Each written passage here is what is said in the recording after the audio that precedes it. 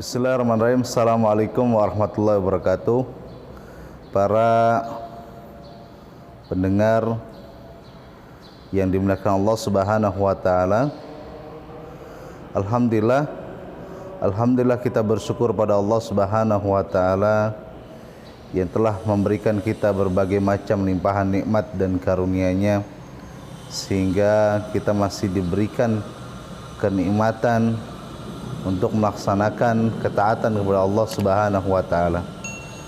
Salawat dan salam tak lupa kita curahkan pada baginda besar Nabi Muhammad SAW, kepada para keluarganya, para sahabatnya, dan para pengikutnya yang senantiasa istiqomah di jalan beliau. Para pendengar yang dimuliakan Allah Subhanahu wa taala, kalau kita berbicara tentang kematian, kematian merupakan sesuatu sunnatullah, sesuatu yang pasti akan terjadi, akan dilalui oleh setiap manusia yang bernyawa. Allah Subhanahu wa taala sejauh-jauh hari sudah menegaskan di dalam firman-Nya, kullu nafsin dha'iqatul maut. Setiap yang bernyawa pasti akan merasakan yang namanya kematian. Namun kerap kali ada pertanyaan pada diri kita, kapan kematian itu akan datang? Kapan kematian tersebut akan menghampiri diri kita? Seolah pertanyaan tersebut adalah pertanyaan yang penting, namun hakikatnya pertanyaan tersebut bukanlah pertanyaan yang tepat, bukanlah pertanyaan yang terlalu penting.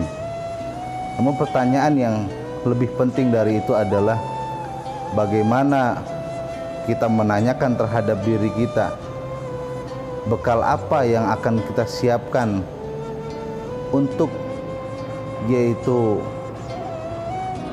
mempersiapkan diri ketika datangnya kematian. Nah, ini merupakan pertanyaan yang tepat. Apa yang kita persiapkan ketika datangnya kematian nanti? Maka kalau bicara tentang kematian, para hadirin sekalian, kita harus mempersiapkan diri kita, yaitu dengan amal-amal soleh, dengan bekal yang banyak.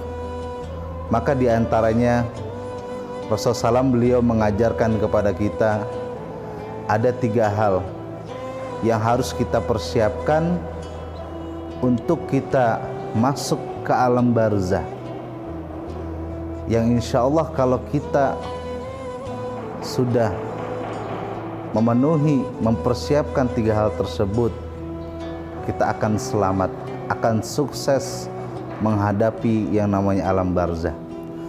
Rasulullah SAW beliau jauh-jauh hari telah menjelaskan kepada kita ketika seorang mati, maka ada 3 hal yang akan menghampirinya, akan menemaninya sampai di tempat perisatan terakhir.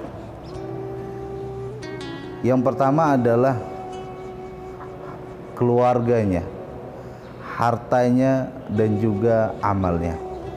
Namun ternyata Rasulullah SAW, keluarga dan harta akan kembali pulang, kembali meninggalkannya. Namun yang tetap adalah satu, yaitu amal kita, sehingga amal akan menjadi teman kita di alam barzah.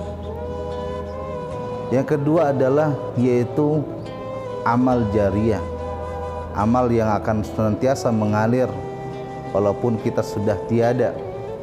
Di mana Rasulullah SAW beliau bersabda, "Idza mata ibnu Adam min qata amaluhu min thalas." Kalau seorang anak Adam meninggal, maka akan terputus seluruh amalnya kecuali 3. Rasulullah beliau menyebutkan 2 amalan jariyah. Yang pertama adalah yaitu shadaqatun jariyah, sedekah jariyah yang senantiasa akan mengalir walaupun kita sudah berada di alam barzah. Kemudian yang kedua adalah yaitu ilmun yuntafa'u bi, ilmu yang bermanfaat. Ilmu yang bermanfaat adalah kita mengajarkan kebaikan-kebaikan terhadap orang lain, terhadap keluarga kita, sehingga ketika kita berada dalam barzah, mereka masih mengerjakannya, mereka masih melakukan kebaikan tersebut.